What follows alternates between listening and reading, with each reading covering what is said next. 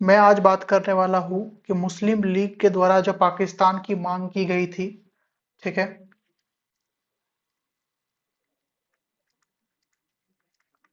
पाकिस्तान की मांग किस प्रकार से उठी और पाकिस्तान कैसे अपने एक पूरे शेप में आया। ठीक है। उसके बारे में बात करेंगे। ऐसा है कि आप लोग ये समझते हैं कि जो जिन्ना थे उनकी वजह से पाकिस्तान आज एग्जिस्ट करता है, लेकिन असल में ऐसा नहीं है। ठीक है।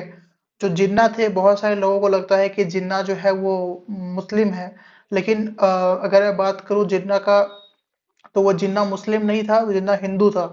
ठीक है। लाहौर जा करके उसके पिताजी जो है वो मुस्लिम बन गए थे। ठीक है। सो चलो ठीक है। लेकिन आपको लगता है, आपको हमेशा से लगता होगा कि जो पाकिस्तान का जो निर्माण हुआ है, ठीक है, वो आपका मोहम्मद अली जिन्ना के द्वारा जो है उसी के द्वारा किया गया था, लेकिन ऐसा नहीं है। आप सभी को पता है कैम्ब्रिज यूनिवर्सिटी के बारे में। तो उस समय में कैम्ब्रिज यूनिवर्सिटी में जो है एक व्यक्ति पढ़ा करता था, एक मुस्लिम छात्र था। उस छात्र का नाम था चौधरी रहमत अली। ठीक है। चौधरी रहमत अली। ये जो है आपका कैम्ब्रिज में जो है वो पढ़ा करता था। ठीक है। कैम्ब्रिज में ये पढ़ता था। ठीक है। और ये एक जो है ना आपका जर्नलिज्म का ये पढ़ाई कर रहा था। ठीक है, पत्रकारिता का ये पढ़ाई कर रहा था। तो इसने जो है वो आपका 28 जनवरी 1933 को जो है, 28 जनवरी 1933 को जो है, ये एक, कह सकते हैं कि इसने एक पत्र लिखा था।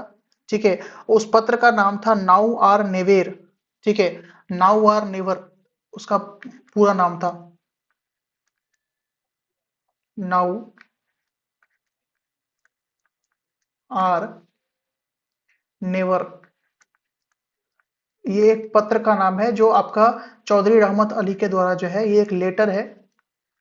ठीक है, जो चौधरी रहमत अली के द्वारा लिखा गया था, और इसी पे जो है आपको पाकिस्तान को अलग करने की परिकल्पना, इमेजिनेशन की गई थी। ठीक है। पाकिस्तान को पृथक करने के लिए,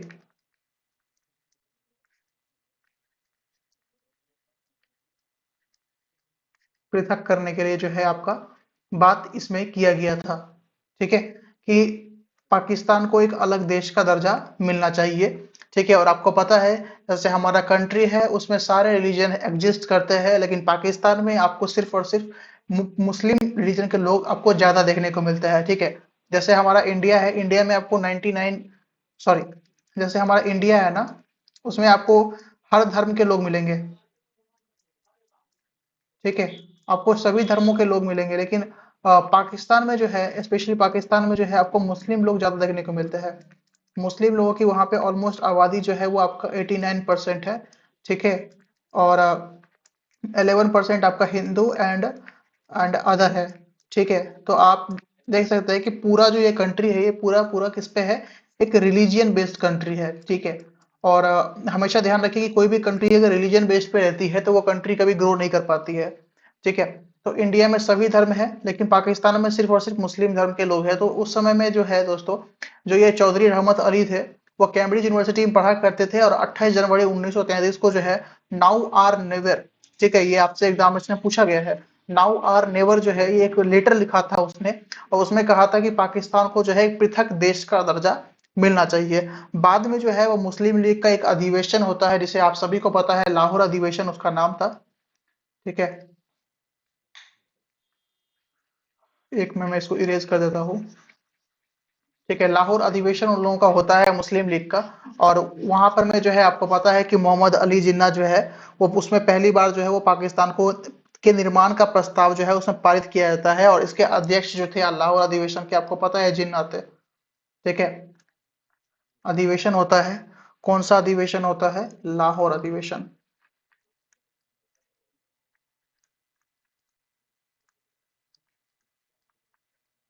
ठीक है, लाहौर अधिवेशन होता है। अगर आपसे पूछ ले कब से कब तक, 22-23 मार्च 1940। ठीक है। लाहौर अधिवेशन होता है, इसमें अध्यक्ष कौन थे?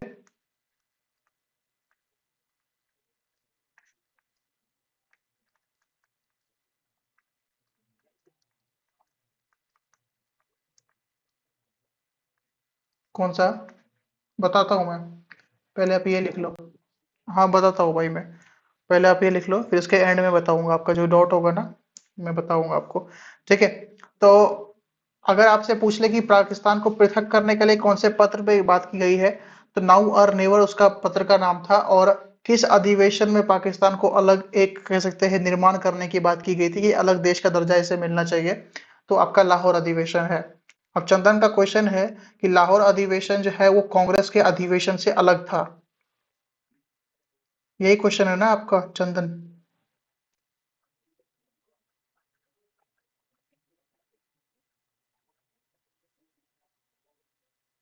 हाँ 1929 में भी हुआ था। ठीक है, जिसमें मैंने आपको बताया था पिछली क्लासेस में कि ये रावी नदी के तट पे हुआ था, जो वो अभी लाहौर में है। ठीक है। और यहीं पे जो है आपका ऐसा तो था ही कांग्रेस का ही, लेकिन ये जो अलग से एक लाहौर अधिवेशन हुआ था जो बेसिकली पाकिस्तान में था, वो लाहौर अधिवेशन हुआ था। कहने का मतलब ये है कि कांग्रेस का जो अधिवेशन हुआ था वो स्पेसिफिक किसी एक जगह पे नहीं हुआ है। आप अगर देखोगे टोटल अधिवेशन जो 54 अधिवेशन हुए हैं कांग्रेस के, 54 अधिवेशन हुए थे, 54 अधिवेशन अलग अलग जगह पे हुए हैं। ठीक है, ऐसा नहीं है कि एक जैसे होता है ना सेंटर बना करके कि भाई यहीं पे होगा सारा अधिवेशन, ऐसा नहीं था। अलग अलग जगह पे हुए थे। तो वो जो लाहौर अधिवेशन 1929 में हुआ था वो आपका 29 दिसंबर 1929 को हुआ था वो अधिवेशन। ठीक है, रावी नदी के तट पे हुआ था जो पाकिस्तान में था। ठीक है। और वो कांग्रेस ने ही करवाया था, लेकिन ये जो अधिवेशन हुआ था जिसमें जिन्ना बने थे और जिन्ना ने अध्यक्ष के रूप में जो है कहा कि पाकिस्तान जो है एक अलग देश का निर्माण होना चाहिए। ठीक है, तो ये आपका कांग्रेस से अलग था। ठीक है, समझ में आया बात? अब आता है, ये आपका लाहौर अधिवेशन था और पाकिस्तान की बात आपने यहाँ तक कर ली। ठीक है। एक आप और पॉइंट इसमें लिख लीजिएगा। पहली बार जो है वो अलग पाकिस्तान के निर्माण का प्रस्ताव था, या फिर आप इसे ऐसे लिख सकते हैं, पाकिस्तान के निर्माण का प्रस्ताव।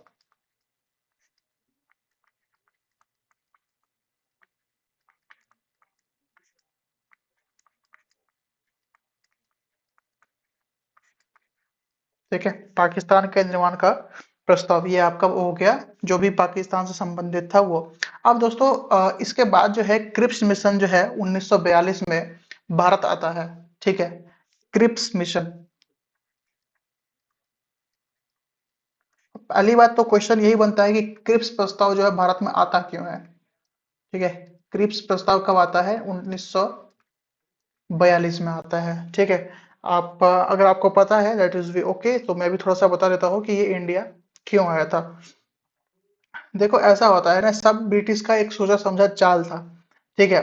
क्रिप्स मिशन को भारत में लाने का जो पहला मतलब ये था, वो ये था कि द्वितीय विश्व युद्ध चल रहा था। ठीक है। और उसमें जो है वो इंडियंस को जो है वो अपने साथ लेने के लिए जो है, ये क्रिप्स मिशन जो है बेसिकली मेन पॉइंट इसका यही था कि भाई जो है ये आप सब लोग जो है वो इंडिया हमें सपोर्ट कीजिए। ठीक है। क्रिप्स मिशन में, सॉरी, क्रिप्स के द्वारा। आप जो क्रिप्स नाम जो उसका पड़ा है, वो एक व्यक्ति हुआ करता था उस समय स्टेफर्ड क्रिप्स के नाम से। ठीक है, पहले तो ये किसके द्वारा भेजा गया है? तो ऑब्वियसली बात है ये कोई ईस्ट इंडिया कंपनी के द्वारा तो नहीं भेजा जाएगा। ये आपका क्राउन के द्वारा भेजा जाएगा, या फिर कह सकते हैं किंग के द्वारा भेजा जाएगा। तो उस समय में किंग हुआ करते थे। ठीक है, या फिर उसको आप प्रधानमंत्री भी कह सकते हैं, प्रधानमंत्री थे। उसका नाम था चर्चिल। ठीक है, ब्रिटेन के प्रधानमंत्री थे। ब्रिटेन के पीएम थे, उसका नाम क्या था? चर्चिल। ठीक है। हाँ, चर्चिल जो है वो आपको 11 मार्च 1942 को जो है ना एक व्यक्ति को इंडिया भेजते हैं। एक व्यक्ति को इंडिया भेजते हैं, उस व्यक्ति का नाम था स्टीफर्ड क्रिप्स। अब उस समय खास बात ये थी कि जो व्यक्ति आता था इंडिया, किसी के द्वारा भेजा जाता था। ठीक है, उसी के नाम से वो मिशन बन जाता था, या फिर कमीशन बन जाता था, या फिर सोसाइटी बन जाती थी। जैसे स्टेफर्ड क्रिप्स के द्वारा क्रिप्स मिशन बना। हंटर कमीशन आया था जालियांवाला बाग हत्याकांड की जांच करने के लिए, तो हंटर आयोग बना। एक व्यक्ति आया था हंटर के नाम से।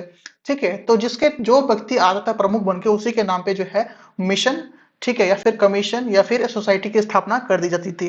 तो क्रिप्स मिशन की शुरुआत जो है आपका ब्रिटेन पीएम चर्चिल के द्वारा किया जाता है, इंडिया उसको भेजा जाता है। अब उसका मतलब था कि क्यों आया था, इसके अनुसार जो है ना वो कहता था कि युद्ध के बाद जो है ना भारत को, युद्ध का मतलब कौन सा, जो सेकेंड वर्ल्ड वॉर की बात यहाँ पे कर रहा है वो, ये चर्चिल है ना, स्टेफर्ड क्रिप्स जो चर्चिल के द्वारा भेजा गया था। यह आपका सेकेंड वर्ल्ड वॉर की बात कर रहा था। ठीक है, कि भाई आप इसमें हमारा साथ दीजिए, आप इसमें हमारा सपोर्ट कीजिए। ठीक है, तो हम आपको जो है वो एक डोमिनियन स्टेट का दर्जा दे देंगे। अब डोमिनियन स्टेट का मतलब क्या होता है? स्वशासन। और ये मैंने पिछली क्लासेस में आपको बता रखा था। ठीक है, कि सेकेंड वर्ल्ड वॉर में अब क्या कीजिए, हमारा आप हमारा सपोर्ट कीजिए, हमारा साथ दीजिए। और साथ का मतलब क्या, कि जितने भी आर्मी है इंडियन के, वो सब के सब जाकर के सेकेंड वर्ल्ड वॉर में अंग्रेजों की तरफ से लड़ेंगे। ठीक है, सपोर्ट कीजिए, सपोर्ट के बदले जो है हम आपको क्या दे देंगे, डोमिनियन स्टेट का दर्जा दे देंगे। डोमिनियन स्टेट का हिंदी मतलब होता है स्वशासन। ठीक है, स्वशासन, स्वशासन हम दे देंगे। ठीक है, साथ ही जो है हम आपको संविधान निर्माण करने की भी परमिशन दे देंगे। ठीक है, संविधान निर्माण करने की परमिशन दे देंगे, यहाँ पे देने की बात नहीं कर रहे, देंगे। ठीक है, ये कर रहा था कि आप हमारा सपोर्ट कीजिए, हम आपको कुछ छूट देंगे।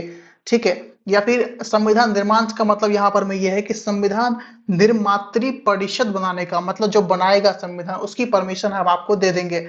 इसी को जो है क्रिप्स मिशन को जो है दोस्तों आपको पता है गांधी जी के द्वारा पोस्ट डेटेड चेक कहा जाता है। ठीक है, लेकिन यहाँ पर में एक ट्विस्ट वाली बात यह है कि जो पूर्ण स्वतंत्रता का यहाँ पे उल्लेख नहीं था। सपोर्ट की तो चलो ठीक है, दो आपने बताया, चलो ठीक है।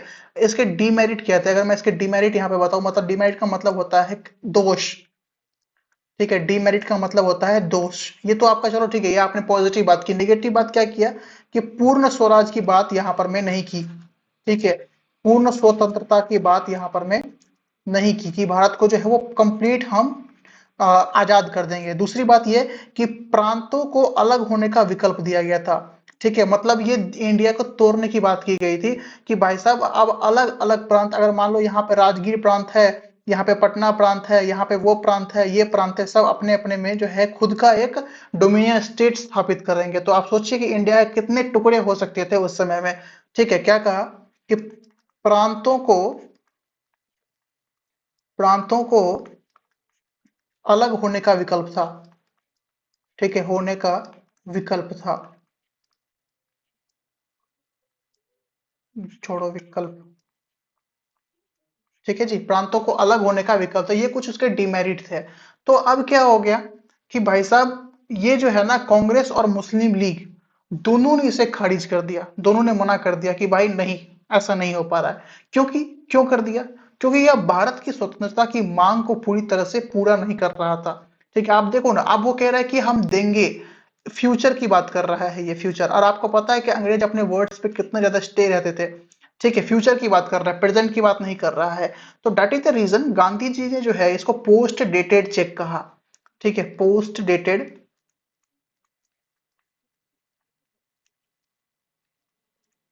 और ये कितनी बार एग्जाम में पूछा गया है, ये आप तो प्रीवियस ईयर क्वेश्चन देखेंगे तो आपको पता चल जाएगा। पोस्ट डेटेड चेक कहा गया था गांधी जी के द्वारा। ये हर एग्जाम में आता है चंदन। देखो क्या है कि कुछ ऐसे सब्जेक्ट्स होते हैं, अगर मैं कुछ ऐसे सब्जेक्ट्स की बात करूं, यहाँ पर मैं ना साइड में कुछ सब्जेक्ट्स की बात करता हूँ। ठीक है, जैसे कि आपका पॉलिटी हो गया, जैसे ही आपका ज्योग्राफी हो गया।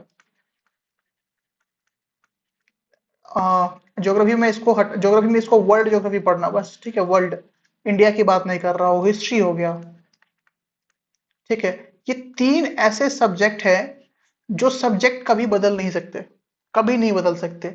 पॉलिटी में अमेंडमेंट हो सकता है, अमेंडमेंट हो सकता है, this is exceptional, amendment is exceptional. But क्या आर्टिकल्स कभी चेंज हो सकते हैं क्या? अगर आपने आर्टिकल 40 पढ़ा है डीपीएसपी का, जो पंचायत के बारे में बताता है, 30वां संविधान संशोधन पढ़ा है जो पंचायत के बारे में बताता है, त्रिस्तरीय पंचायती व्यवस्था किसके द्वारा स्टार्ट की गई थी, पंचायत कमीशन कौन बना था, पहला कौन सा था, ये कौन था, ये कभी चेंज हो सकते हैं क्या? क्या आप अपने हिस्ट्री को, क्या आप अपने पास्ट को चेंज कर सकते हैं क्या? नहीं कर सकते, बिल्कुल भी नहीं कर सकते। तो ये ऐसे सब्जेक्ट है। अच्छा, ज्योग्राफी में वर्ल्ड, पता है वर्ल्ड का मतलब मैं यहाँ पर मैं कर रहा हूँ यूनिवर्स की बात। यूनिवर्स का मतलब होता है ब्रह्मांड।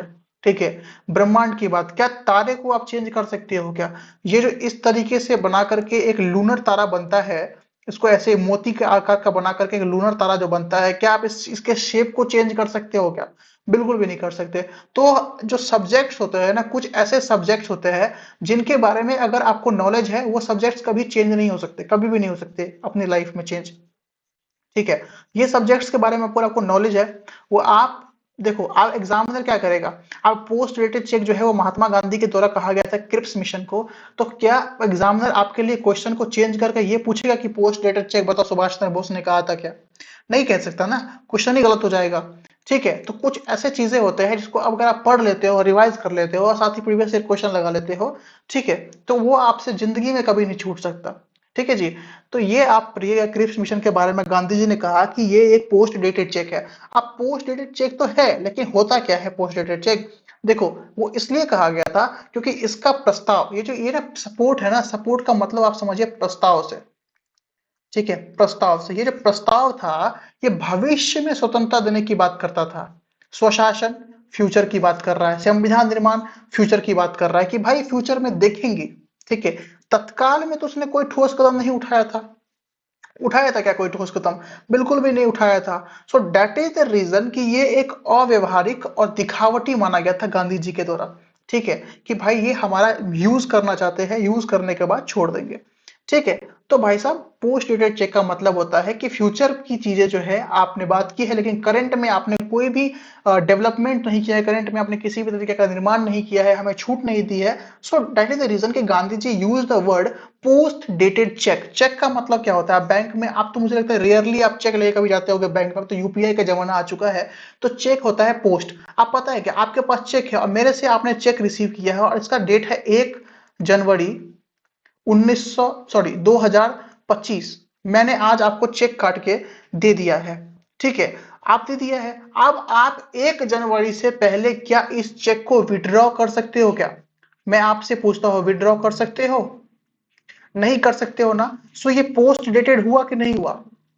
ये पोस्ट डेटेड हुआ कि नहीं हुआ? So that is the reason कि पोस्ट डेटेड चेक कहा गया था। ठीक है, चलिए जी, इतना आपको आई होप बातें क्लियर होगी। क्रिप्स मिशन यहां पर में आपका समाप्त होता है। समाप्त तो होता है, लेकिन किस डेट को समाप्त होता है यह भी जानना बहुत ज्यादा जरूरी है। देखिएगा, क्रिप्स मिशन जो समाप्त होता है, अब देखो, जो चर्चिल था ना वो समझ गया था कि गांधी जी नहीं मानने वाले। ठीक है, वो नहीं मानेंगे, ये बर्बाद करके छोड़ेंगे। ठीक है, इसी के बाद जो है दोस्तों एक व्यक्तिगत सत्याग्रह स्टार्ट होता है आपका गांधी जी के द्वारा, वो भी हम देखेंगे। तो क्रिप्स मिशन को जो है ये आपका वापस ले लिया गया। कब वापस ले लिया गया? तो 11 अप्रैल 1942 को वापस ले लिया गया। ठीक है जी। मैं जिस वे में आपको बताता हूँ, आई होप कि मैं आपके डाउट्स को, जो आप में के मन में डाउट्स बन रहे होंगे, वो को क्लियर कर पा रहा हूँगा। बाकी I am also a human, so गलतियां हर किसी से होती है। क्रिप्स मिशन जो है, मैं ऐसा कभी नहीं कहता कि I am the doctorate in this subject. 11 पढ़ो उतना ही जितना आपसे एग्जामिनेशन में पूछा जाए। फालतू की चीजें पढ़ करके भी क्या आपको एक्स्ट्रा नंबर दे देगा क्या एग्जामिनर? नहीं दे सकता ना।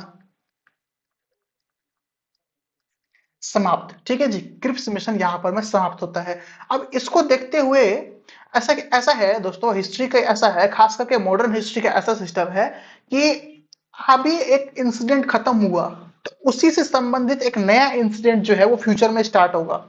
उसी से संबंधित आप देख लो, कोई सा भी उठा करके देख लो, आपको चेन, एक चेन देखने को मिलेगा। जैसे कि मैंने आपको पॉलिटी में समझाया था कि प्रेसिडेंट और काउंसिल ऑफ मिनिस्टर्स के बीच में जो है चेन का काम कौन करता है? बताइए आप लोग, कौन करता है चेन का काम president and council of ministers के बीच में?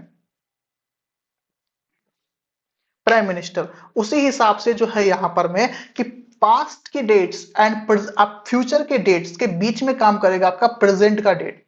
ठीक है, जैसे क्रिप्स मिशन यहां पे समाप्त होता है, तो एक व्यक्तिगत सत्याग्रह, ठीक है, एक आपका व्यक्तिगत, अब व्यक्तिगत का हिंदी और या फिर इसको एक्सप्लेन करने की मुझे आवश्यकता नहीं है। व्यक्तिगत सत्याग्रह जो है आपका, हेलो, आ रही है वॉइस?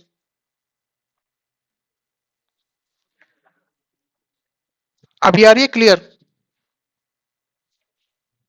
ठीक है, व्यक्तिगत सत्याग्रह जो है आपका 7 अक्टूबर 1940 को जो है होता है। ठीक है, जब आपका अगस्त प्रस्ताव आया था ना, ठीक है, जब आपका अगस्त प्रस्ताव आया था उसके बाद जो है आपका ये 7 अगस्त में लिख रहा हूँ, 7 अक्टूबर 1940 को ये प्रस्ताव आता है। वैसे ये कोई ऐसा इंपॉर्टेंट सत्याग्रह नहीं था कि आपको ये पढ़ना ही जरूरी है। अब इसमें क्या होता है कि गांधी जी बताते हैं, गांधी जी का मानना था कि सत्याग्रह जो है वो अकेला भी हो सकता है। ठीक है, कि अगर हम अकेला भी सत्याग्रह स्टार्ट करेंगे ना, जैसे मैं इसकी शुरुआत की बताऊं आपको, कि इसकी शुरुआत जो है आपका 17 अक्टूबर को की गई थी। ठीक है, 17 अक्टूबर को महाराष्ट्र के एक जगह है, महाराष्ट्र में मैं एमएच लिख रहा हूं तो आप महाराष्ट्र समझिएगा। महाराष्ट्र में एक जगह था पवनार आश्रम। ठीक है, पवनार आश्रम। ठीक है जी, पवनार आश्रम से इसकी शुरुआत होती है। ठीक है, और गांधी जी ने प्रथम सत्याग्रही के रूप में जो है इसमें, अब इसमें जो है वो कुछ लोगों को वो इंक्लूड करेंगे। अब इसमें प्रथम सत्याग्रही के रूप में जो है विनोबा भावे को मनोनीत किया था, प्रथम सत्याग्रही में। प्रथम सत्याग्रही के रूप में जो है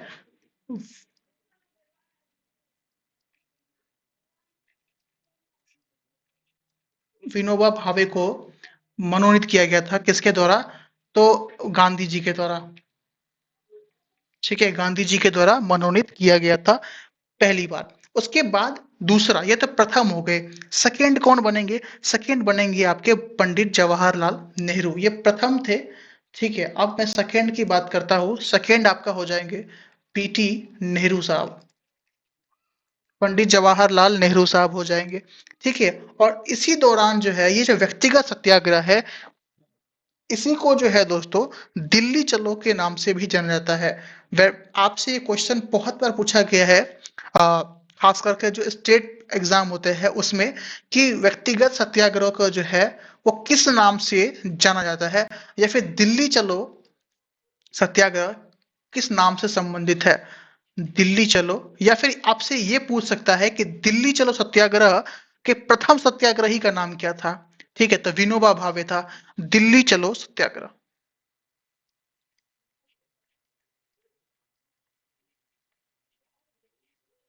ठीक है, दिल्ली चलो सत्याग्रह व्यक्तिगत सत्याग्रह का ही नाम है। तो ये आपको कंप्लीट में समझ में आ गया होगा। अब इसके बाद आपका 1942 में 1942 में जो है दोस्तों भारत छोड़ो आंदोलन की शुरुआत हो जाती है। ठीक है, क्विट इंडिया मूवमेंट इसको इंग्लिश में कहते हैं, भारत छोड़ो आंदोलन, और ये काफी इंपॉर्टेंट है। ठीक है, तो इसके बारे में थोड़ा सा हम डिटेल से जानेंगे।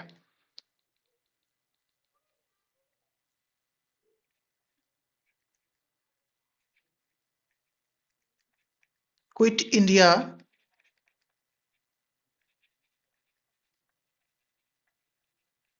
Quit India movement. ठीक है, भारत छोड़ो आंदोलन। एमजी का मतलब हो गया श्रेष्ठ महात्मा गांधी। एमजी लिखने का मतलब यहाँ पे Mansi, sorry, really sorry Mansi. MG लिखने का यहाँ पे मतलब ये था कि मनोनीत हुए थे विनोबा भावे, मनोनीत। ठीक है, भारत छोड़ो आंदोलन। अब ठीक है, इसके बारे में पढ़े क्या? अब जो इसकी शुरुआत होती है, ये आपका कांग्रेस का एक समिति की बैठक होती है वर्धा में। ठीक है, वर्धा में कांग्रेस की एक समिति की बैठक होती है, और इसी में जो है आपका भारत छोड़ो आंदोलन पर एक प्रस्ताव पारित होता है। और उस समय में जो वो कांग्रेस का जो समिति का अध्यक्ष था, उनका नाम था अबुल कलाम आजाद। ठीक है, तो 14 जुलाई 1942 को जो है वर्धा में, अब आप लोग मुझे बताओ कि ये वर्धा कहाँ पड़ता है? वर्धा में जो है, नहीं पता? कांग्रेस, पहले आप ये लिख लो फिर बताता हूँ कि वर्धा कहाँ है। ठीक है, कांग्रेस कार्य समिति की क्या होती है? बैठक होती है। ठीक है, बैठक होती है, और इस बैठक में अध्यक्ष कौन बनते हैं? अबुल कलाम।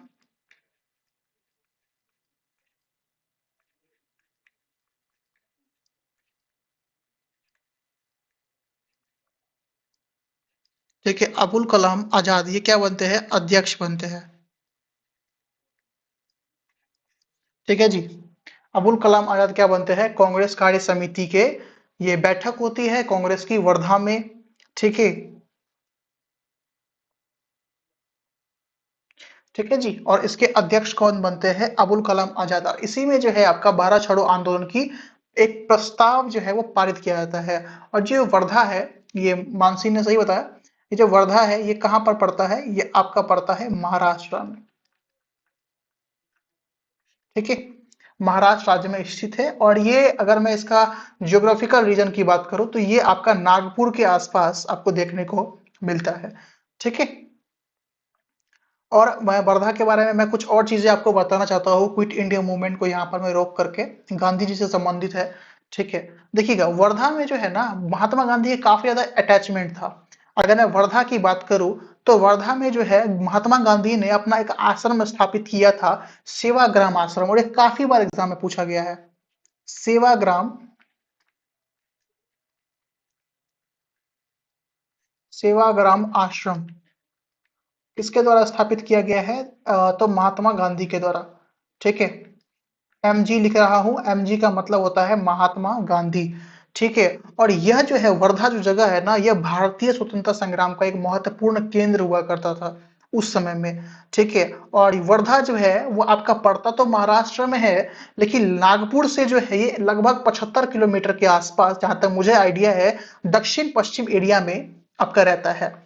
ठीक है, और ये आपका एक नदी है, वर्धा। वर्धा एक जगह का नहीं, एक नदी का नाम है। ठीक है, वर्धा नदी कहते हैं इसको। ये क्या है? एक ये आपका रिवर है। ये एडिशनल इंफॉर्मेशन है, don't merge quit India movement in this. ठीक है, I am just giving you some additional information according to Wardha, because this is one of the most important word in sorry modern history, specially to the point of view of Mahatma Gandhi. ठीक है जी, और ये आपका जो है ना इकोनॉमिकल एंड सोशल लैंड भी इसको कहते हैं। ठीक है, क्योंकि वर्धा जो है, जो वर्धा है ये आपका फेमस हुआ करता था कॉटन के लिए, कपास उत्पादन और हथकरघा उद्योग के लिए प्रसिद्ध था। कपास उत्पादन के लिए, ठीक है, काफी ज्यादा फेमस प्लेस हुआ करता था ये। ठीक है, और यहाँ जो है वो महात्मा गांधी द्वारा जो है वो अंतरराष्ट्रीय हिंदी विश्वविद्यालय भी स्थित किया गया था। क्या कहा मैंने? International, international Hindi university. ठीक है, महात्मा गांधी के द्वारा वर्धा में जो है वो स्थापित किया गया था। तो इन चीजों को प्लीज आप नोट डाउन कर लीजिएगा। ठीक है, आप चलते हैं क्विट इंडिया मूवमेंट पे। नोट कर लिया क्या आप लोगों ने? ठीक है, तो अब चलते हैं भारत छोड़ो आंदोलन पे। स्टार्टिंग बता दी कि स्टार्टिंग कहां से हुआ था। अब मैं आ चुका हूं 7 अगस्त पर। 7 अगस्त 1942 को जो है दोस्तों, एक आपका ग्वालियर टैंक मैदान, आप सभी को पता है कि ग्वालियर टैंक मैदान कहाँ पे स्थित है जी? तो ये बॉम्बे में स्थित है ग्वालियर टैंक मैदान। ठीक है, उसमें जो है जो अध्यक्ष हुआ करते थे कांग्रेस कार्य समिति के, जिनका नाम मैंने अभी बताया आपको, अबुल कलाम आजाद, वो अध्यक्षता करते हैं। ठीक है, और साथ ही जो है वो गांधी जी जो है वो भारत छोड़ो प्रस्ताव को 8 अगस्त 1942 को स्वीकार कर लेते हैं। ठीक है, तो क्या कहा अभी मैंने? बॉम्बे में एक जगह है, ग्वालियर टैंक मैदान में। ठीक है, 8 अगस्त, 8 अगस्त 1942। ठीक है, गांधी जी के द्वारा जो है आपका भारत छोड़ो आंदोलन को के प्रस्ताव को, ठीक है, भारत छोड़ो प्रस्ताव को स्वीकार कर लेते हैं, एक्सेप्ट कर लेते हैं गांधी जी। ठीक है जी, और ये तो था आपका कि भाई प्रस्ताव रखा गया, एक्सेप्ट कर लिया गया, लेकिन एक्सेप्ट तो कर लिया गया, अब इसका कोई ड्राफ्ट तो बनाएगा ना, क्योंकि ये काफी ज्यादा इंपॉर्टेंट आपका मूवमेंट रहा था, काफी ज्यादा इंपॉर्टेंट। ठीक है, तो इसकी ड्राफ्टिंग की अगर मैं बात करता हूँ, प्रारूप की बात करता हूँ, ठीक है, तो प्रारूप आपका जो इसके अध्यक्ष थे अबुल कलाम आजाद साहब, ठीक है, तो उन्होंने ही जो है आपका प्रारूप का भी निर्माण किया था। ठीक है, और ये आपके एग्जामिनेशन का एक बहुत इंपॉर्टेंट क्वेश्चन है कि आपका भारत छोड़ो आंदोलन के प्रारूप, मैं ड्राफ्ट कर रहा हूं, आप ड्राफ्ट का हिंदी लिख सकते हैं प्रारूप, प्रारूप। ठीक है, प्रारूप, तो किसने तैयार किया था? सॉरी, ड्राफ्ट तो मैं लिख ही दिया, अबुल कलाम आजाद साहब के द्वारा जो ये स्टार्ट किया गया था। और इसी समय जो है दोस्तों, ये आपका जो मूवमेंट चलेगा, इसी में आपका गांधी जी के द्वारा जो है वो करो या मरो का नारा जो है वो दिया जाता है। और ये काफी इंपॉर्टेंट है, आपको पता ही है, स्लोगन्स काफी इंपॉर्टेंट होते हैं। ठीक है, करो या मरो का नारा दिया गया था गांधी जी के द्वारा। ठीक है, और आपका यह जो आंदोलन है वो आपका 8 से 9 अगस्त 1942 से आरंभ होना शुरू हो जाता है। लेकिन इसमें एक आपका ट्विस्ट आ जाता है कि गांधी जी को अरेस्ट कर लिया जाता है, मतलब स्टार्ट करने से पहले ही, कि भाई अब डंका बज चुका है, अब स्टार्ट होगा जगह जगह से। अब उससे पहले ही, सूर्योदय से पहले ही, सनराइज से पहले ही गांधी जी को अरेस्ट कर लिया जाता है। ठीक है, 9 अगस्त को जो है दोस्तों, 9 अगस्त को सिर्फ गांधी जी को ही नहीं, साथ में जितने आपके नेता सम्मिलित थे, सबको जो है 9 अगस्त को, मैं बात करूं गांधी जी को, गांधी जी साथ में जो है, जहां तक मुझे नॉलेज है, नेहरू साहब को, पटेल, मौलाना आजाद, अब मौलाना मैं लेते तो समझ जाइएगा, सरोजनी नायडू,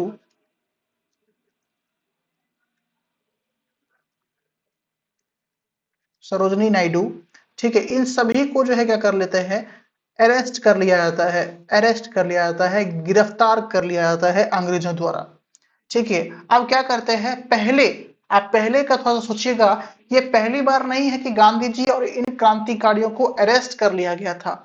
ठीक है, इससे पहले भी इनको अरेस्ट किया गया था, लेकिन एक साथ इनको रखा गया था। लेकिन इस बार उन लोगों ने ये गलती नहीं की, गलती से उन्होंने काफी ज्यादा सीख ली। अब ये क्या करेंगे, इन सभी नेताओं को अलग अलग जगह पे जो है क्या करेंगे, अब गिरफ्तार करके रखेंगे। जैसे मैं बात करूं तो गांधी जी को, कस्तूरबा गांधी को जो है, और सरोजिनी नायडू को एक साथ, मतलब एक नंबर पे ये कस्तूरबा गांधी, आपको पता है इनका वाइफ का नाम, और दूसरा सरोजिनी नायडू,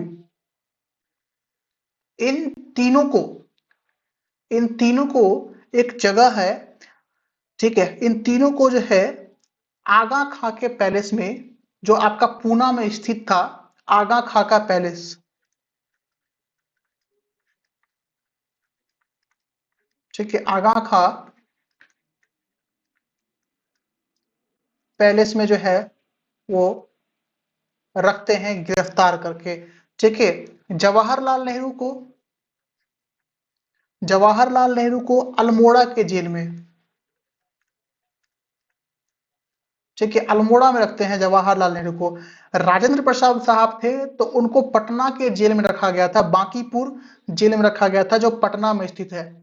ठीक है, और जो बिहार के गौरव हैं जयप्रकाश नारायण साहब को, उनको हजारीबाग, जो वर्तमान में झारखंड में स्थित है, उनको वहां पर में रखा गया था। इन सभी को तो अरेस्ट करके डाल दिया।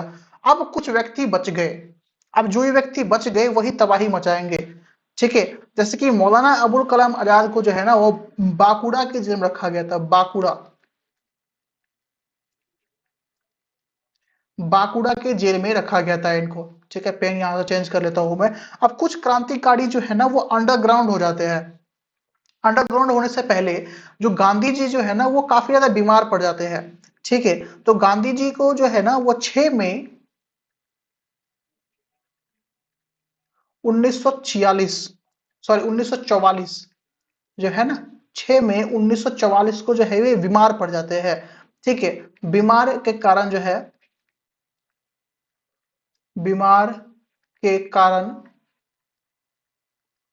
इन्हें रिहा कर दिया जाता है, इन्हें मतलब छोड़ दिया जाता है, जेल से हटा दिया जाता है। ठीक है जी, और अब कुछ व्यक्ति क्रांतिकारी बच जाते हैं, जैसे मैं राम मनोहर लोहिया की बात करूं, फिर एक आपका अच्युत नाम के व्यक्ति थे, एक अरुणा आसफ अली थे, फिर आपका जो जयप्रकाश नारायण थे, ये सभी हजारीबाग जेल में अरेस्टेड थे, और सभी जो है वो जेल छोड़ के, तोड़ के भाग जाते हैं।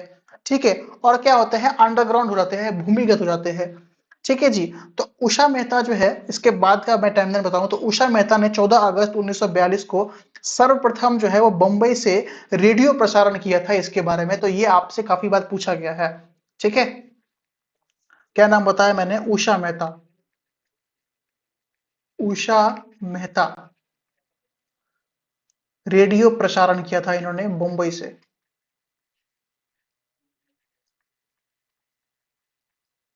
रेडियो प्रसारण किया था कहाँ से? मुंबई से। डेट 14 अगस्त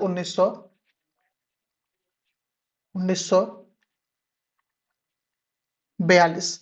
ठीक है, 14 अगस्त 1942 को जो है, ये आप याद रखिएगा, फर्स्ट टाइम जो है वो रेडियो प्रसारण करती हैं उषा मेहता। और ठीक है, और सभी को बोलती है कि आप लोग सपोर्ट कीजिए। ठीक है, उसके बाद आपका अब वर्ष आ चुका है 1943 का। इस बीच में क्या होता है कि गांधी जी ने जो है वो 10 फरवरी 1943 को जेल में जो है वो 21 दिन के उपवास करने की घोषणा की थी। ठीक है,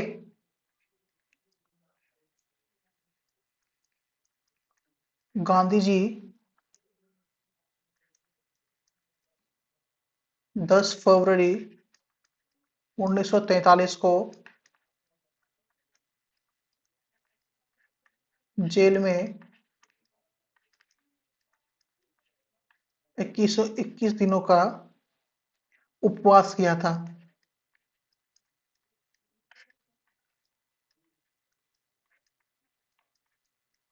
ठीक है, 21 दिनों का उपवास किया था। अब इसी दौरान जो है, जब वो उपवास कर रहे थे, इसी दौरान जो है वो गांधी जी के साथ एक आपका पत्रकार रहा करता था। उस पत्रकार का नाम था लुई फिशर। लुई फिशर, और ये काफी बार पूछा गया है। ठीक है, जो 21 दिनों का उपवास जब उनका चल रहा था ना, तो उनके साथ जेल में एक व्यक्ति रहा करता था। उसका अमेरिकी पत्रकार था ये। अमेरिकी पत्रकार, उसका नाम था लुई फिशर।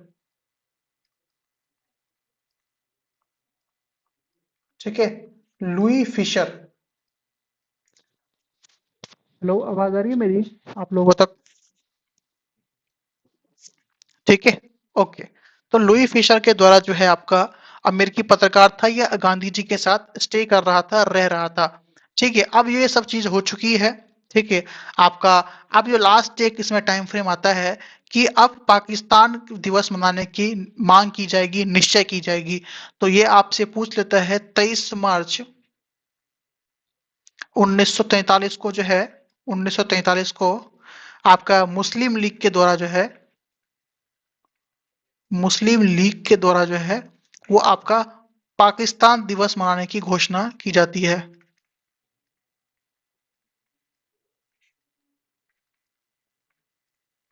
ठीक है, पाकिस्तान दिवस मनाने की घोषणा की जाती है, या फिर निर्णय, या फिर निश्चय किया जाता है। तो ये आपका था भारत छोड़ो आंदोलन का 1942 का पूरा पूरा कॉन्सेप्ट। ठीक है, अब मैं भारत छोड़ो आंदोलन तो मैंने आपको बता दिया। अब साथ ही मैं आपको एक बहुत फेमस फौज के बारे में बताने वाला हूँ, जिनका नाम है आजाद हिंद फौज।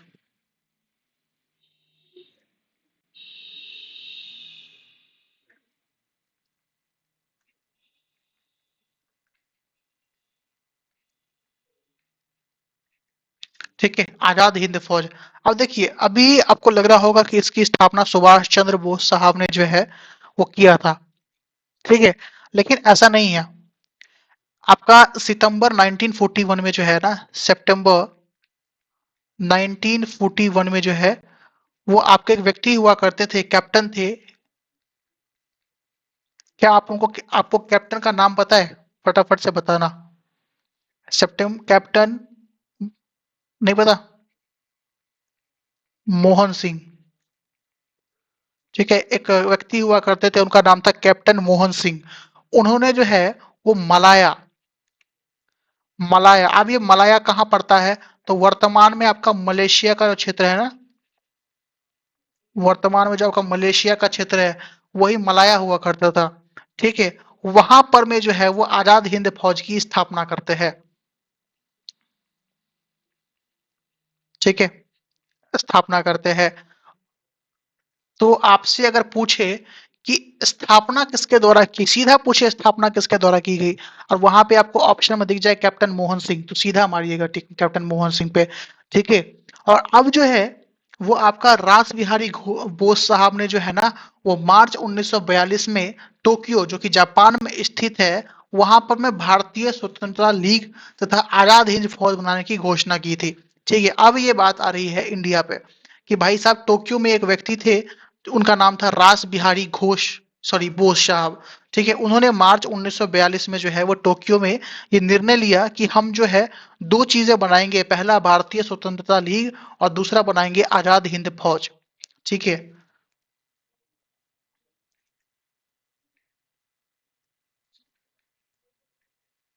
रास बिहारी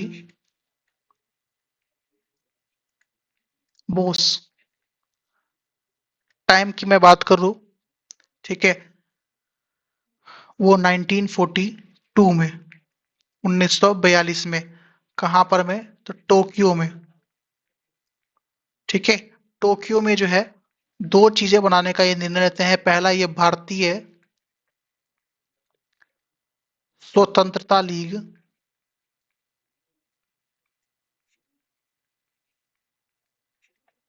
और दूसरा आजाद हिंद फौज।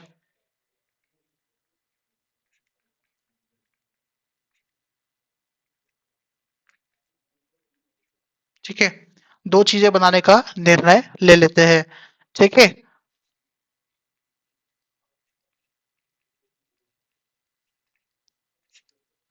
यहाँ तक बातें आप सभी को क्लियर होगी।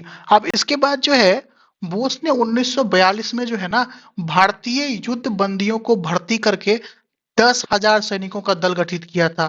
ठीक है, अब इसी दल को जो है ना फ्री इंडिया लीजन कहा गया था। ठीक है, क्या मतलब कि ये जो इन्होंने लीग की स्थापना की थी, अब इसमें क्या एक व्यक्ति से तो नहीं हो पाएगा। ठीक है, तो उन्होंने जो है बोस साहब ने जो है ना,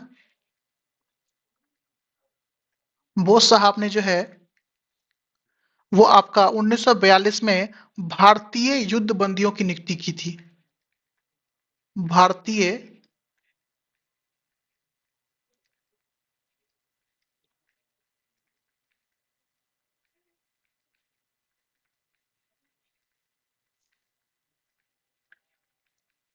भारतीय युद्ध बंदियों की क्या की थी, नियुक्ति की थी। ठीक है, समझ में आता है आपको। अब ये नियुक्ति करने के बाद जो है वो कितने लोगों को अपॉइंट करते हैं, 10,000 सोल्जर्स को। 10, 10 के लिख देता हूँ, के का मतलब 1000। ठीक है, 10,000 सैनिकों को जो है वो भर्ती करते हैं। ठीक है, अपॉइंट करते हैं या फिर दल बनाते हैं, 10,000 सैनिकों को एकत्रित करते हैं। अब इसे ही जो है फ्री इंडिया लीजन कहा गया था। अब इसी को जो है जो आपका नियुक्ति हुआ था, इसी को कहा गया फ्री इंडिया लीजन। ठीक है, लीजन कहा गया था। ठीक है, यहां तक बातें क्लियर है क्या, एक बार बताइएगा मुझे फटाफट से।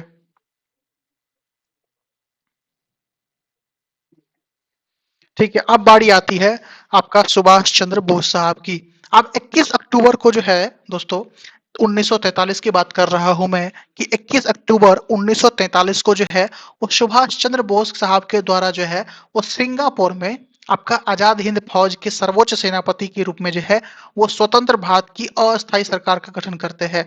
ठीक है, अब रास बिहारी बोस के अलावा जो है अब आते हैं सुभाष चंद्र बोस साहब पर में।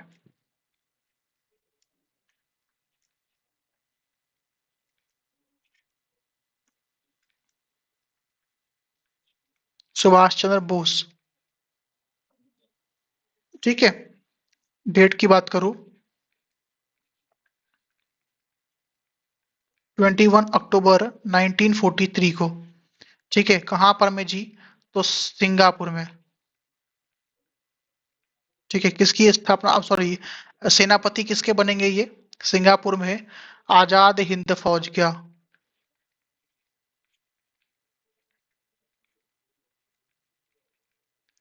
आप एक चीज नोटिस कर रहे हैं क्या, नाम है आजाद हिंद फौज, लेकिन इंडिया के अलावा जगह जगह पे जो है इसकी टुकड़ियों का निर्माण किया जा रहा है, स्थापना किया जा रहा है। तो आजाद हिंद फौज का जो है ना वो भारत को स्वतंत्रता दिलाने के लिए जो है सर्वोच्च सेनापति का कार्य करते हैं।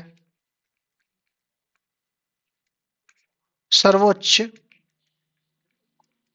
सेनापति का कार्य करते हैं सुभाष चंद्र बोस साहब 21 अक्टूबर 1947 को सिंगापुर में। ठीक है? यहाँ तक बातें आप सबको क्लियर होगा। अब इसी बीच में जो है, उनका एक बहुत फेमस नारा, काफ़ी ज़्यादा फेमस था। उन्होंने कहा था कि तुम मुझे खून दो, मैं तुम्हें आज़ादी दूँगा। ठीक है? ये बहुत ज़्यादा कह सकता हूँ, बहुत ज़्यादा पॉपुलर नारा है उनका कि तुम मुझे खून दो, मैं तुम्हें आज़ादी दूँगा। नारा यानी कि स्लोगन। क्या कहा? तुम मुझे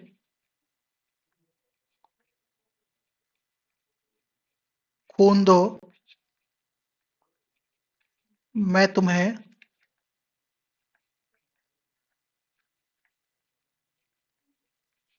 आज़ादी दूँगा। ठीक है? ये पहला उनका नारा था। दूसरा नारा था इनका, दिल्ली चलो।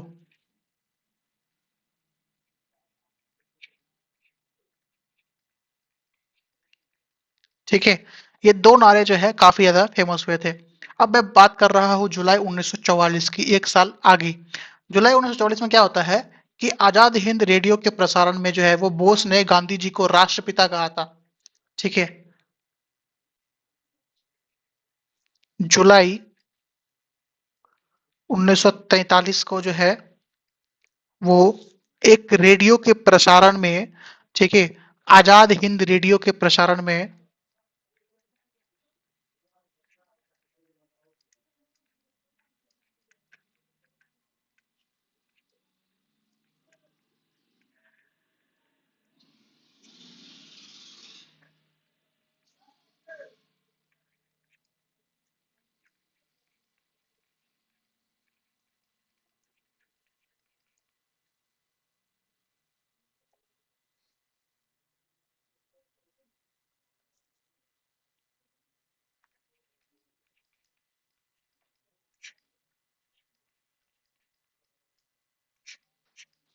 ठीक है? राष्ट्रपिता कह करके संबोधित किया था।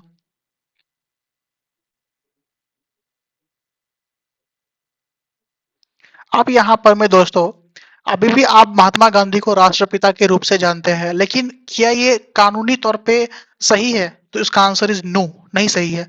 क्या हुआ था कि 2012 में जो है ना, आपका राइट टू इंफॉर्मेशन के अंतर्गत जो है एक सवाल पूछा गया था कि भारत सरकार द्वारा जो है वो महात्मा गांधी को राष्ट्रपिता क्या कह करके क्या आधिकारिक दर्जा प्राप्त है? तो सरकार ने कहा था, ठीक है, संसद ने कहा था कि एब्सोल्युटली नॉट।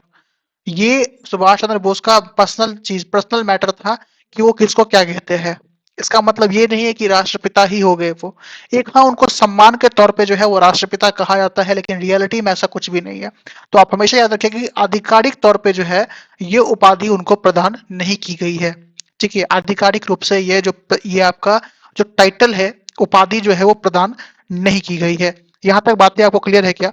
अब क्या होता है दोस्तों कि आजाद हिंद फौज के में चक्कर में जो है वो आपको गिरफ्तार कर लिया जाता है, मेजर शाहनवाज खां को, कर्नल प्रेम सहगल को और गुरुदयाल सिंह पर। ठीक है? और नवंबर 1945 में जो है वो दिल्ली के लाल किले ने इन पे मुकदमा भी चलाया था। ठीक है? तो इन तीनों को अरेस्ट किया जाता है। नॉर्मल सी बात है, ये आर्मी का एक गुट है, तो इसमें आपका नॉर्मल पीपल तो होंगे नहीं, सारे का सारी आर्मी से संबंधित व्यक्ति ही होंगे इसमें। ठीक है? तो इन तीनों को पकड़ करके जो है आपका लाल किले पर जो है वो आपका इनको सजा सुनाया गया था। ठीक है? यहाँ तक बातें आपको क्लियर होगा। अब क्या होगा कि जब किसी पे आपका कानूनी कार्रवाई होती है तो वकील आते हैं।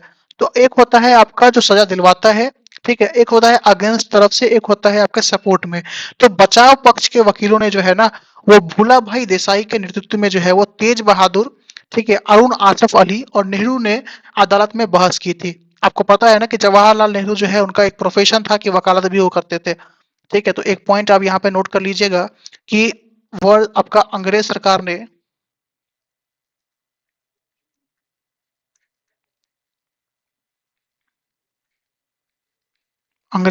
ने आजाद हिंद फौज,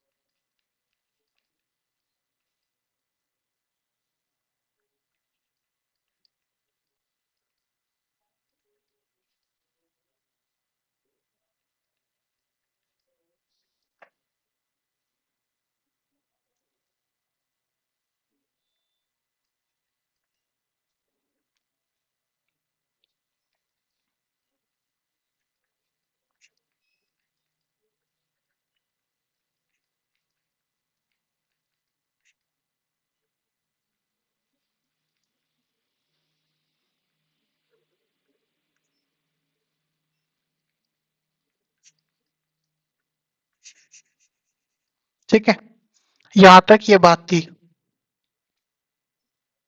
अब क्या हुआ कि सजा तो सुनाया, ठीक है, इनके तरफ से लोगों ने केस भी लड़ा, ठीक है, लेकिन ये लोग को दोषी करार दिया गया था। लेकिन उसमें एक जज हुआ करता था, उसका नाम था विवेल, ठीक है, विवेल नाम था उसका। वे वेल विवेल ने इनको क्या कर दिया, माफ कर दिया। विवेल ने उनकी सजा को माफ कर दिया। ठीक है, तो ये एक स्टेटमेंट वाला क्वेश्चन था, so that is the reason कि मैंने आपको ये बता दिया, जिससे आपको कोई प्रॉब्लम ना हो। ठीक है, तो ये आपका हो गया पूरा आजाद हिंद फौज के बारे में। ठीक है, यहां तक बातें आपको क्लियर है क्या?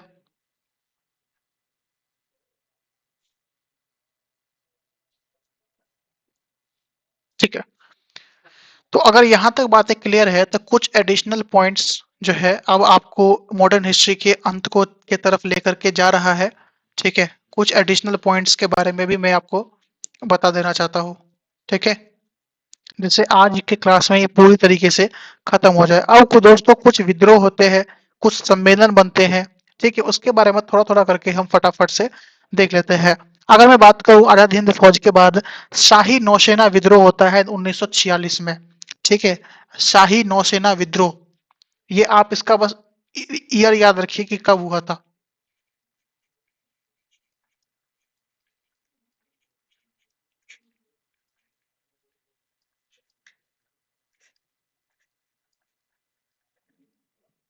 ठीक है, शाही नौसेना विद्रोह जो है आपका 1946 में होता है।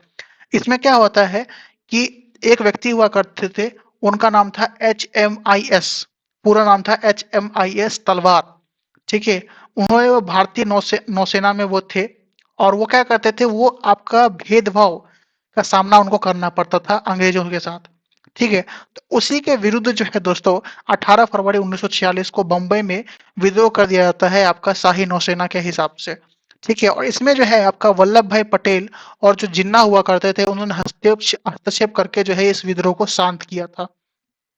ठीक है, तो वो जो है आपका कह सकते हैं भेदभाव का शिकार हुए थे व्यक्ति, और वो जब भेदभाव का शिकार हुए तो आपको पता है कि अभी जो है अब इंडिया ऑलमोस्ट फ्रीडम के बहुत नजदीक है। ठीक है, तो आप सभी लोग विद्रोह पे उतर आए थे, थोड़ा सा कुछ होता था विद्रोह पे उतर आते थे। ठीक है, तो ये शाही नौसेना विद्रोह 1946, आप इस ईयर को याद रख सकते हैं। दूसरा होता है आपका कैबिनेट मिशन योजना, 24 मार्च 1946 को आता है। कैबिनेट,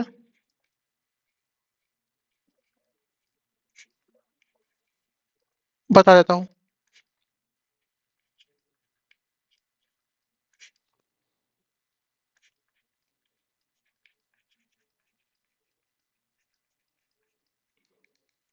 इसमें जो है एक व्यक्ति आते हैं, उनका नाम था HMIS।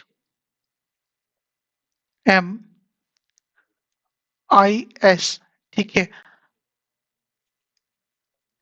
तलवार। ठीक है, भेदभाव का इनको जो है सामना करना पड़ा था अंग्रेजों से। इन्होंने जो है वो आपका विद्रोह किया था, विद्रोह को शांत जो है आपका आपका वल्लभ भाई पटेल और जिन्ना ने शांत करवाया था। तो आपको किसने शांत करवाया था ये इंपॉर्टेंट नहीं है, किसने विद्रोह किया था ये इंपॉर्टेंट है। और अगर आप डेट भी याद रखना चाहे तो आप याद कर सकते हैं 18 फरवरी 1946 का।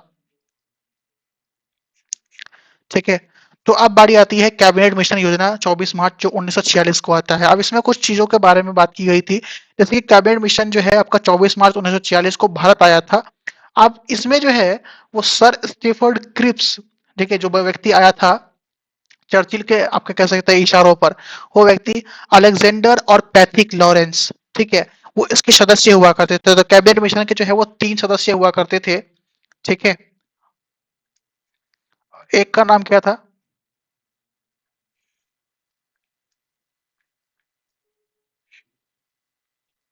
एक व्यक्ति का नाम था क्रिप्स,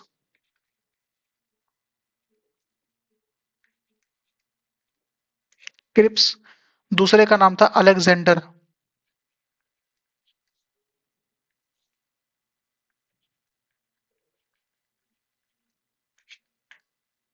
और तीसरे का नाम था लॉरेंस।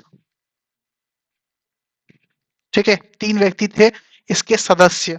ठीक है, 3 व्यक्ति से क्या थे, ये तीनों क्या थे इसके मेंबर्स थे, सदस्य थे। ठीक है जी। अब इसमें क्या होता है कि गांधी जी जो है इसका समर्थन करते हैं कैबिनेट मिशन का, और कैबिनेट मिशन योजना के अंतर्गत जो है वो जुलाई 1946 को संविधान सभा का गठन किया जाता है। ठीक है। संविधान सभा का गठन किया जाता है। कब किया जाता है जी? तो जुलाई 1946 को किया जाता है। ठीक है।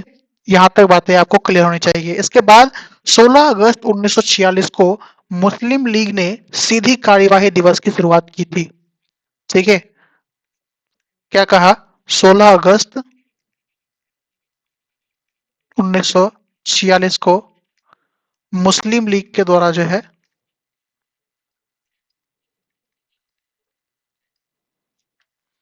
एक दिवस की शुरुआत की गई थी, सीधी कार्यवाही दिवस। हाँ, कह सकते हैं। हाँ हाँ। देखो क्या होता है ना कि एक वर्ड का बहुत सारा मीनिंग होता है, ठीक है, लेकिन उसका मतलब वही रहता है। तो सीधा का मतलब आप कुछ भी समझ लो।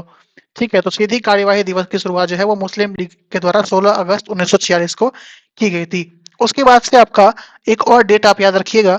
2 सितंबर 1946 को जो है वो नेहरू की अध्यक्षता में अंतरिम सरकार का गठन किया था। 2 सितंबर 1946। ठीक है। नेहरू की अध्यक्षता में नेहरू की अध्यक्षता में जो है वो अंतरिम सरकार का गठन होता है।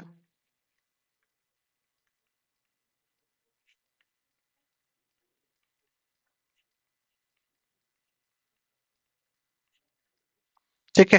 तो ये था आपका कैबिनेट मिशन योजना टू 1946। यहाँ तक आपको आई होप कि क्लियर होगा। इसके बाद से एटली घोषणा पत्र आता है 20 फरवरी 1947 को।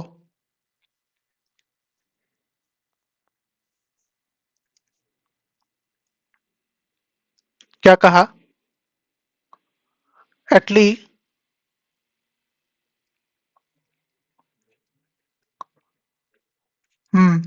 अच्छा याद दिलाया।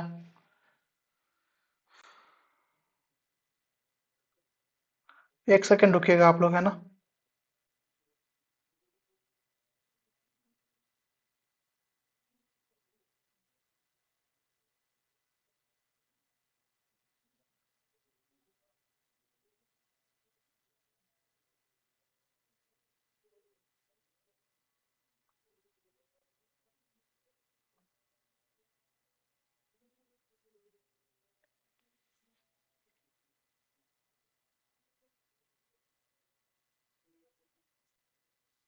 ठीक है। एटली घोषणा पत्र, चलो इसको लिख ही देता हूँ। कैबिनेट मिशन में जो अध्यक्ष थे उनका नाम था विलियम गुडहेन। इसी को जो है लॉर्ड वेवेल के नाम से भी जाना गया था। और कहाँ लिखूं? यही लिख देता हूँ।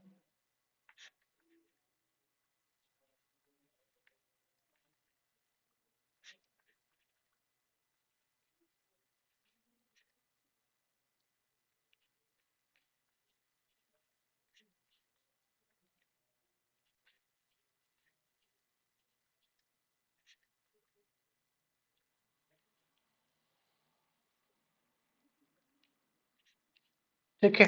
विलियम गुडहेन इसका नाम था, लेकिन इसको जो है वो लॉर्ड वेवर के नाम से जाना जाता था। अब ये उस समय में जो है ना ब्रिटेन के भारत के गवर्नर जनरल के रूप में कार्यरत था। ठीक है। अब आते हैं एटली घोषणा पत्र पे। अच्छा, मुझे ये बताओ कि एटली घोषणा पत्र जो है, एटली घोषणा पत्र को एटली क्यों कहा गया?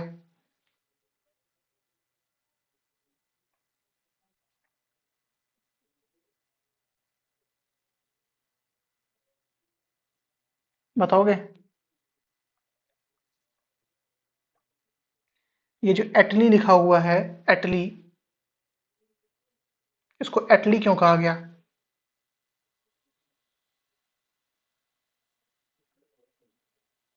एटली, एटली ये लिखा हुआ है ना सामने, ये एटली को एटली क्यों कहा गया?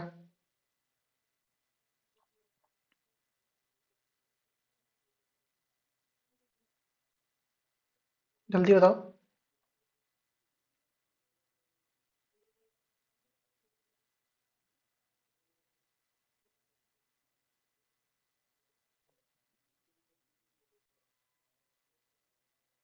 चलो ठीक है, छोड़ो। नहीं पता तो बोल दो ना कि नहीं पता। आवाज आ रही है मेरी? ये जो एटली लिखा हुआ है ना, ये आपको पता है कि एटली घोषणा पत्र जो है वो हाउस ऑफ कॉमन्स में पारित हुआ था। तो उस समय में जो है वो एटली जो है वो आपका ब्रिटिश प्राइम मिनिस्टर का नाम था। ठीक है, ब्रिटिश पीएम का नाम था। ठीक है जी, एटली। और उसका पूरा नाम अगर मैं बताऊं तो उसका नाम था सेलिमेंट एटली, उसका नाम था। तो दैट इज द रीजन कि एटली घोषणा पत्र इसका नाम पड़ा था। अब क्या हुआ था कि एटली घोषणा पत्र में जो है ना, ब्रिटिश प्रधानमंत्री ने जो है वो हाउस ऑफ कॉमन्स में 20 फरवरी, क्या कहा, हाउस ऑफ कॉमन्स।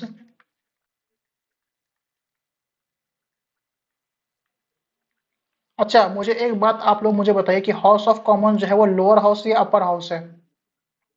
जल्दी बताइएगा।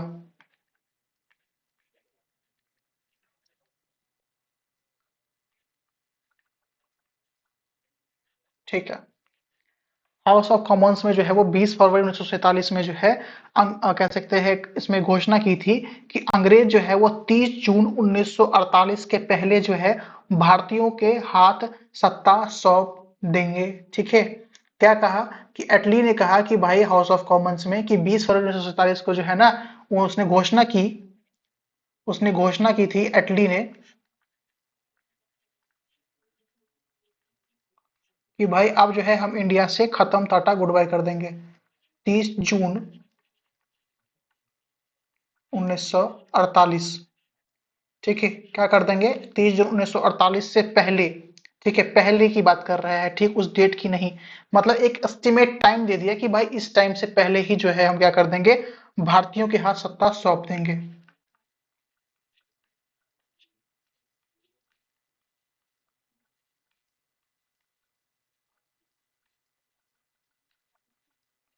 ठीक है, सत्ता को क्या कर देंगे, सौंप देंगे। इतनी बातें आपको क्लियर है? क्या अभी एक व्यक्ति आता है भारत में, लॉर्ड माउंटबेटन।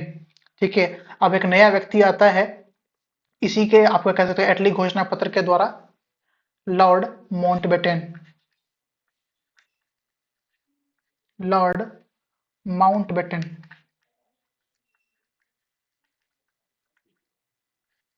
ठीक है, इंडिया आता है क्या बन करके, नया वॉयसरॉय बन करके।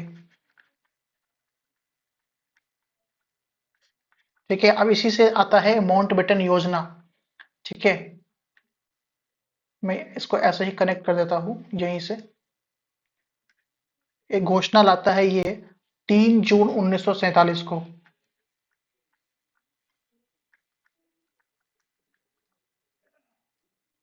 ठीक है, 3 जून 1947 को एक कह सकते हैं योजना लाता है, जिसमें लॉर्ड माउंटबेटन 24 मार्च 1947 को भारत के 34वें और अंतिम गवर्नर जनरल बन करके आता है। और ये काफी बार पूछा गया है।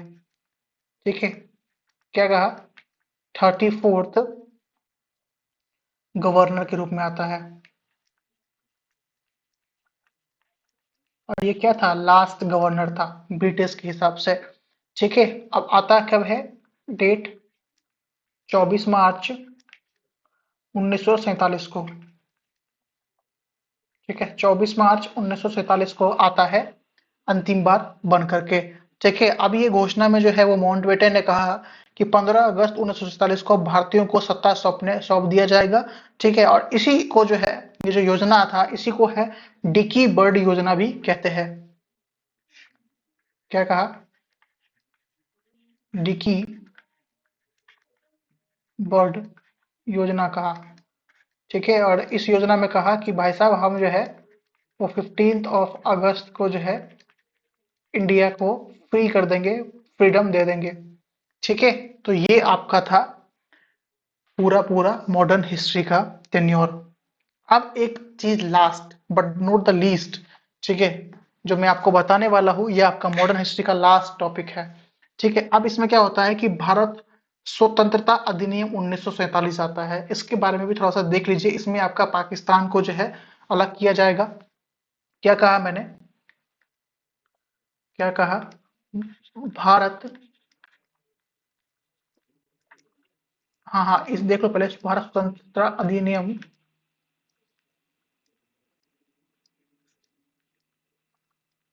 1947। ठीक है। अब ये आपका 4 जुलाई 1947 को ब्रिटिश संसद में भारतीय स्वतंत्रता विधेयक पेश किया जाता है। ठीक है। कब किया जाता है? 4 जुलाई को पेश किया जाता है। ठीक है, कहाँ पर में? तो ब्रिटेन के संसद में।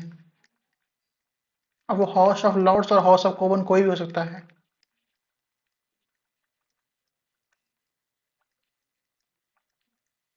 में पेश किया जाता है। ठीक है जी।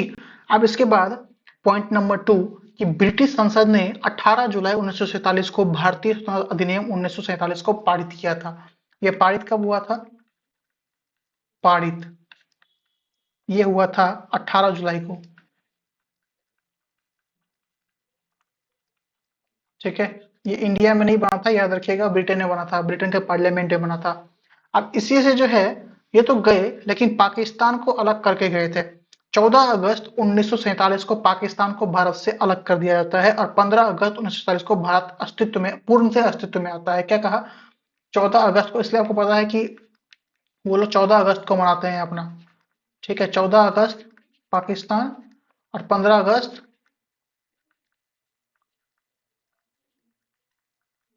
इंडिया। ठीक है। ये एक काम करके वो जाते हैं, बंटवारा करके हो जाते हैं। ठीक है। अब पाकिस्तान के पहले गवर्नर जनरल के रूप में जो है, वो कायदे आजम मोहम्मद अली जिन्ना बनते हैं।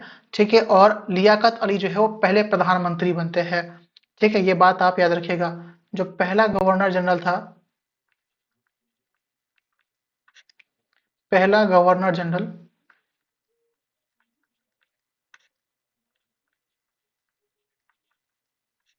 उसका नाम था जिन्ना। और पीएम का नाम क्या था? अभी मैंने बताया क्या? लियाकत।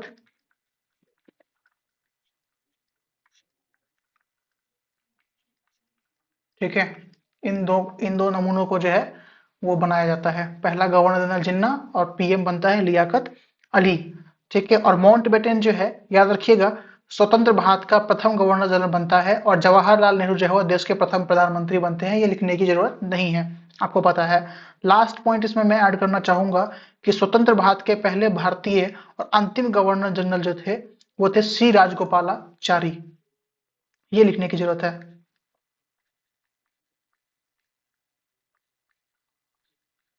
स्वतंत्र भारत के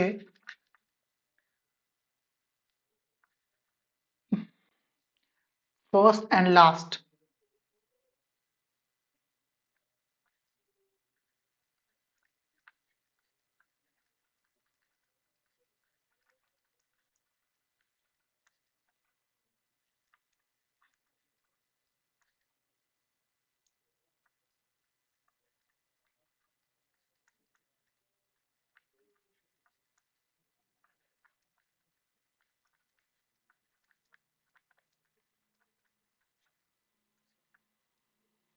ठीक है, वो बनते हैं सी राजगोपाला साहब, बनते हैं। इसी के साथ आपका मॉडर्न हिस्ट्री यहीं पर में समाप्त होता है।